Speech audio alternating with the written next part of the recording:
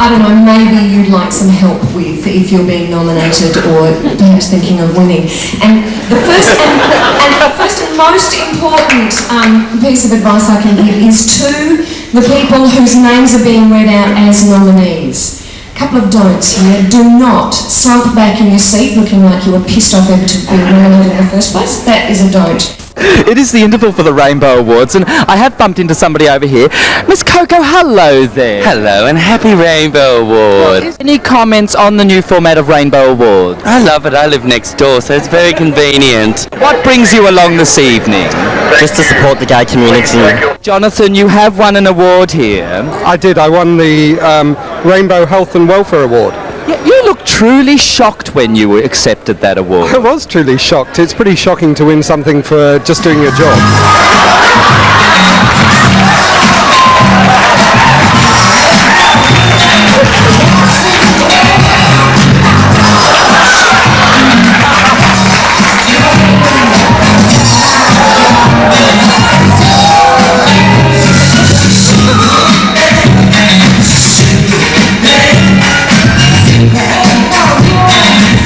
Tell me a little bit about AIDS Care. Yes, we're a support group in the St Kilda area, and we provide care and support for those infected and affected by HIV/AIDS. What do you all see?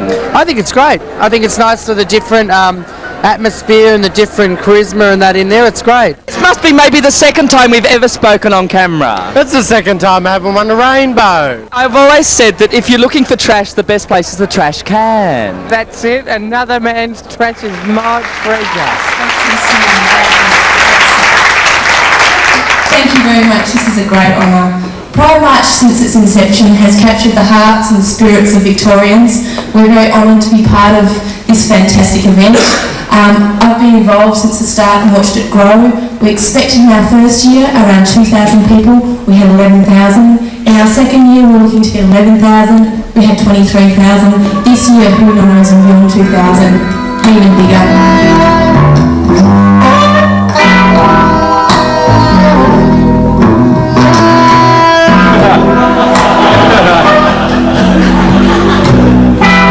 Pastoral scenes,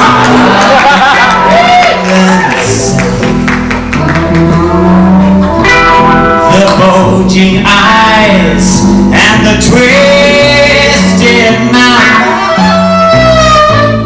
scent of magnolias, sweet and fresh, but then the sudden smell of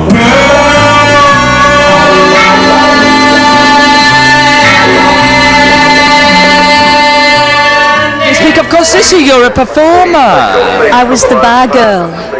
Do you think you were typecast at all? Just a tad. Candy, congratulations, darling. We love you. We think it's overdue after 15 years. Well, so it is the interview. I love the breaks for the booze too, by the way. Yeah, She's an alcoholic like myself. We're called functioning alcoholics. I think the format's fabulous. I'm a bit concerned about up and down these stairs to find a drink and a sandwich, though. What's your award here for? It's for leadership by a gay male. Absolutely extraordinary, I think. And the Rainbow Award goes to the Gay and Lesbian Police Employees.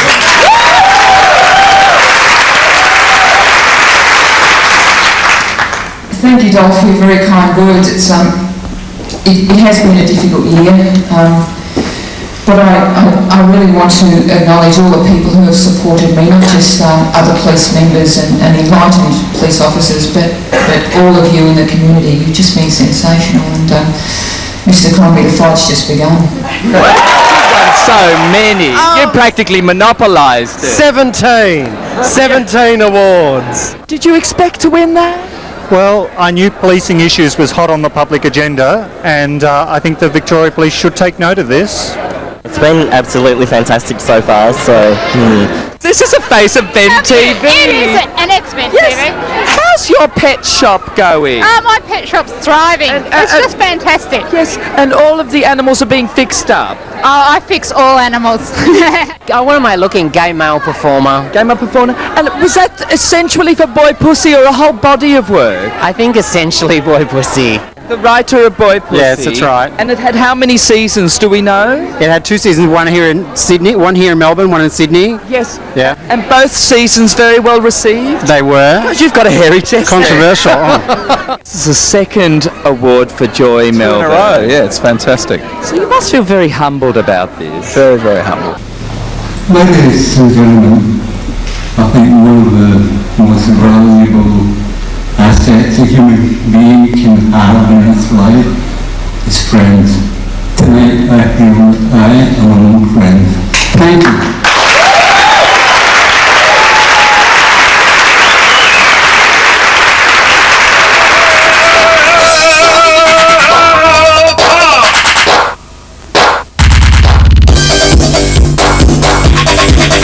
It's from the 15th century. Hares, hyenas, weasels and moles were all thought to be homosexual animals. Grey robbing and night animals, pretty much the same as, gay society now. When we opened, you could open with a dozen bays of books, whereas now that wouldn't even touch, what you need to stock. I mean, there's just so many queer books now, it's incredible.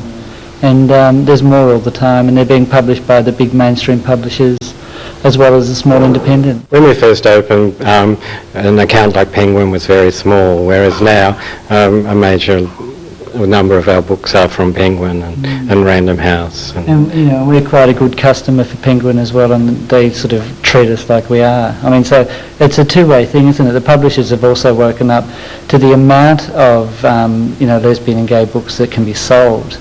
Oh, I'm presuming that not just lesbians and gays buy gay books, is that right? I mean, well, yeah, I'd say mainly. Like there's always talk about crossover novels, and Loaded has crossed over with the film and stuff. But still, it's only a limited market.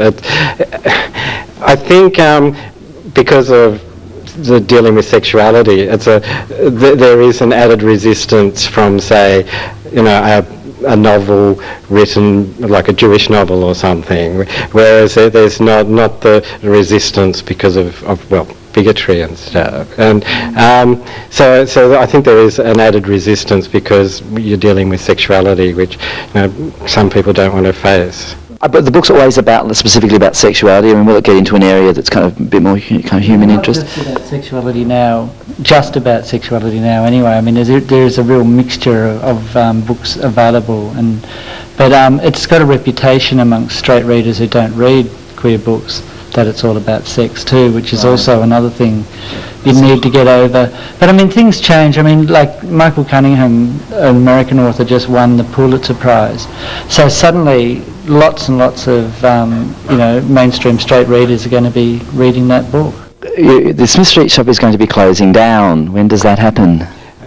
Queen's birthday weekend, so 13th of June. Yep. But you moved from Brunswick Street originally over to Smith Street. So we moved 2 years ago to Smith Street. We needed a bigger space because the Brunswick Street store was very small, and we were just waiting for the right shop to turn up, whether it was Brunswick Street or Smith Street, and this one turned up, which is a very nice store, and we're really pleased with it. And our sales started off really well for the first 6 months, a year, and then I think with the media publicity, more so than what's happening on the street, with the media publicity around it, it sort of discouraged people.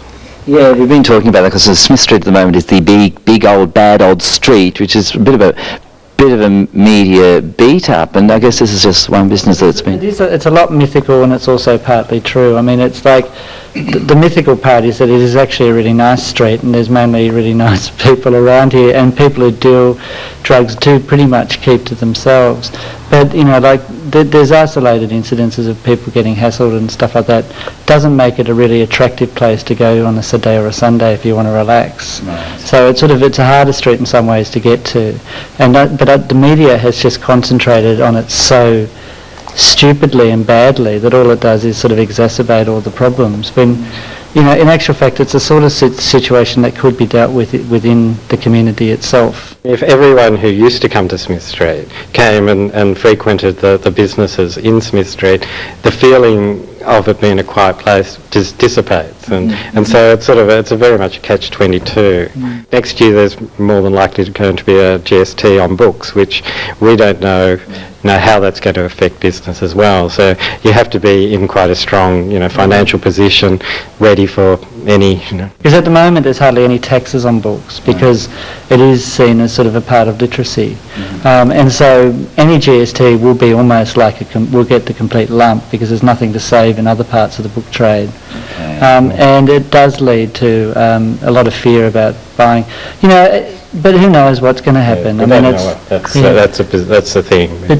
the big thing is we really want to get a much better, stronger shop in South Yarra rather than trying to stretch resources over two, and really just have everything that people want and not run out of the things that we don't want to run out of. Use it as an opportunity just to travel over that side of town. They'll be like tourists for the day. Yeah. Well, Melburnians do have a resistance for crossing that river. It's sort of either one side or the other, and to entice people away from their side. I think we need to ask some Sisters of Perpetual Indulgence to come and do a spell on the river. I think it would be good to sort of free up that mindset between the clear two. The evil spirits. We live in Richmond, so we feel very bonded to the river, and either side's fine.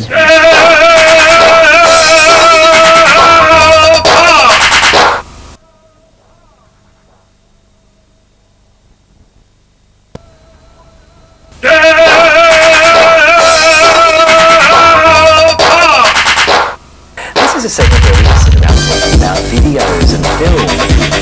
And we've assembled a very glamorous panel to do this today. So joining me here for this video review segment, working from left to right, my left is Peter. Hi, Peter. Peter, Sheah, who's very happening with the little rings there. And Jay, hi there. And David, welcome. Today we're talking about Paris is Burning. This is a film that was made in 1987, and it's a documentary format, is that right? Yes, yes. So, Sheah, you're going to give us a little bit of a rundown about what the film is about. Okay, it's primarily based around the ball circuit, which in New York, which is basically by poor black gay men or black Latino, those kinds of the poor from the Bronx. And the ball circuit, which is they'll get together, glam up as much as they possibly can to win prizes, and surrounding that is, you know, they form houses which they all belong to, and it's basically just preparing for balls, what they do at balls, and how that affects their life. Is there one ball per year? How does it work? It seems like different houses put on different balls, and they didn't especially say, but it seems that they happen all the time. Right. Yeah, just constant. It seems like the balls are like held in, I think it's called Paris is Burning. I think maybe once a year or once every so often they have a really huge ball where all the houses come together, and they have a really massive ball, and they're awarded like the different categories and everything else. Right. Like I think the most butch guy, and they actually have to pass as a butch person, and like butch drag queen, and also there's hundreds of different categories. Yeah, and it goes on for quite a while. See, we were talking about, there's not just like one big drag show. It's not like our fantasy ball. They try to emulate different types of characters. So what type of characters do we see here? There's this notion of realness, and there's categories of realness. So you actually literally have to pass as a real college student down to immaculate books, pens, or a real jock, or a real executive, you know, and they're not just taking the piss, if you like. They're trying to be that, and the winner is the person who can be that the most. Yeah, there was one category where it was the most feminine male, and it came down to 2 drag queens, and what actually gave the person the award is that they had the softest skin. Really? So it's that so detailed. Defined. Oh yeah, very detailed. And she ended up winning by 1 point because she had the softer skin.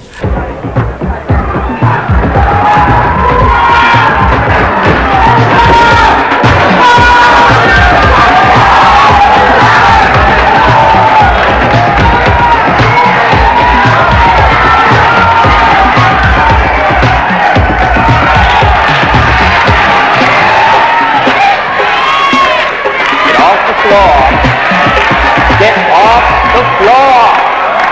Learn it and learn it well.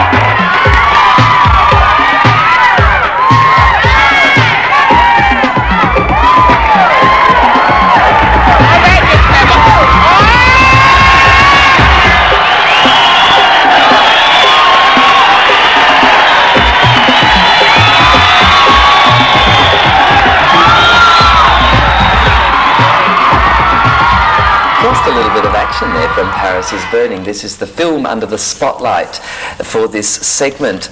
So there's a lot of role playing as part of this big ball set. Jay, I'm kind of interested. Had you seen the movie before? No, I haven't. Okay. What did you think? Don't be shy. I did. I liked it a lot. It was an aspect of gay culture that I'd never come across before. And in that sense, I found it really sort of quite fascinating. And yeah, there was just so much involved to it. There was it's actually a very detailed kind of, there's a very detailed structure, a very detailed hierarchy in the families. Yeah, it's quite full on. Yeah, because the houses, I guess, emulate the fashion industry, really, like the House of Chanel and is that it?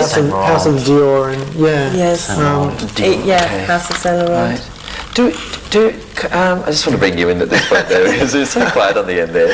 What were your impressions of the film? What did you think? I have to say that I think I disagree with most of the panel here. Oh, great.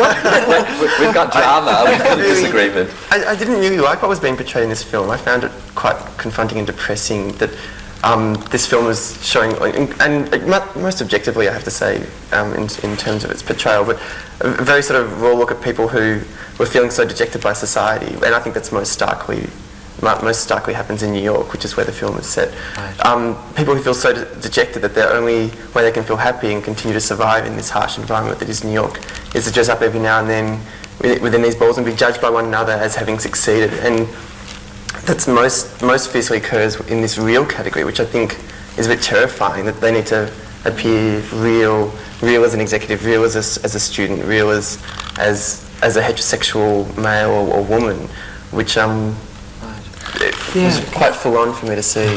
Yeah. I think that's what makes this film kind of different from most other documentaries, is that they use these balls. I mean, the reality is these are poor black men.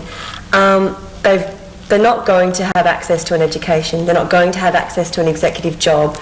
I think one of the first things said in the film... kicked out of home as well. Yeah, so this is basically their only way, to keep some kind of self-esteem by winning. And this may be their only chance to ever be an executive, right. is to win at being, at dressing like an executive. So there's that, the whole way through it, there's this undercurrent of quite, as David was saying, dejection, sadness. Yeah. But that really gives the film the bite, because you can feel, like, you literally can feel it. Yeah, it's an excellent documentary because it brings you in on what is happening and how the people are working with their lives and what they're doing in their life and how just depressing it really is. Because there's like Venus Extravaganza from the House of Extravaganza. She ended up being killed at the end of the movie because she had all these hopes and wishes. Was that the transsexual? Yeah, the transsexual. She had all these hopes and wishes and dreams of being a movie star or a model, because she's been so rejected by her family and by society as a whole, that the only way that she could bring any sort of esteem into her life was to imagine that she would be a supermodel, or imagine, it's like Madonna's song, Substitute for Love. They were using, I think, which I think they were using. We're talking Madonna now. Because I think a lot of this is escaping from what their reality is and trying to bring in some sort of family. That's why the houses were developed, because the people who actually win the Paris ball, they actually get to set up a house of their own, and then they start their own family of people. Right. So it kind of yeah, and the people who and there are mothers too. These are people who have been through the balls for a while. We need to take another look at another clip. So perhaps some of the voguing back right after this. Gay people, men gather together under one roof and decide to have a competition amongst themselves. Balls. I went to a ball, I got a trophy, and now everybody wants to know me. This movie is about the ball circuit and the gay people that's involved in it, and how each person's life brought them to this circuit. It's like crossing into the looking glass in Wonderland. You go in there and you feel 100% right as being gay. And that's not what it's like in the world. It's not what it's like in the world. It's not what it's like in the world. You know, it should be like that in the world. Yeah, because I guess the thing is about documentaries is, you know, obviously I think documentaries have the license to be a little bit more real than fiction. But I'm interested in what David says. That are they perceived as being victims? Because it seems to me that that's what you were saying. That these. Yeah, maybe it's just the way I'm looking at them, which is my own sort of own internal prejudice, perhaps, at these people, which I don't know, is a bit. But you found it a little bit down, did you? I did. I found the whole thing down, particularly at the end where Peter was talking about Venus Extravaganza being killed, which is just introduced almost as a matter of fact. Right. And one of her colleagues sort of comments that, well, this is just part of the business. Yeah. So I actually found it very uplifting. I mean, it did have a very morbid sort of. It did have a very dark undertone. So it does. But it was like you know, a form of celebration. I mean, it was their only outlet. They were, dejected children. Didn't have families of their own. This and that. But I thought it was quite positive in the fact that they did find these families and they found their outlet. Yeah, because I guess the thing that has to be said is that it's something that a lot of, lesbians and gays in particular, I think, are confronted with the fact that they may be disenfranchised from their biological family. So I guess this film is saying, it definitely giving these people a chance to find another family. Is there any comedy in it at all? Is there any humour? A lot. The ball scenes are fantastic. When the way a drag queen goes off, a drag queen goes off. And the just wit, watching the them. smart aleck mouth. And they walk the ball is how they when they do their shot. But the voguing is just the most amazing movements I've ever seen, and very exact rules about how they interact within the competition themselves. And if they slip up once, then they're disqualified. Does it actually say how long has this this whole ball thing been going? Is it like a really old phenomenon there? I think so. One of the it was really interesting. They showed young kids on the street, which basically showed. That's how the people involved in the balls now, that's where they started. And they moved through the ball scene, then they moved to a couple of the really older kind of mothers, if you like. And he mentioned something about they'd been going since the 1970s. Right. So there's been a mention of the 60s where everybody wanted to look like Vegas showgirls. That's right. Yeah. So it's a fairly old. It's a fairly old tradition. But really formalised, culturally formalised. Very formalised. There's a hierarchy. They have their own vocabulary, if you like. Because it's the reading. So just by way of wrapping up, is this film worth seeing? What do you think? Absolutely. Good answer. If you want something that you actually want to sit down and really talk about it, I mean, we actually haven't stopped talking about it since we've seen it. And, really? And it's that kind of film, and I don't know about anybody else, It's but it actually really thought-provoking. affected me. And you can, since we're in the community, we can actually translate some of what they're saying, and some issues that they're going through are still relevant with what we're experiencing, even though the movie was, or the documentary was 10 years ago. Unfortunately, we're out of time. We have to wrap up. We've got so much more to say about it. We will. So I thank our panel extraordinaire. We have Peter, Sheah, Jay and David. We're talking films, and we'll be doing the same thing next week. Thanks for joining us.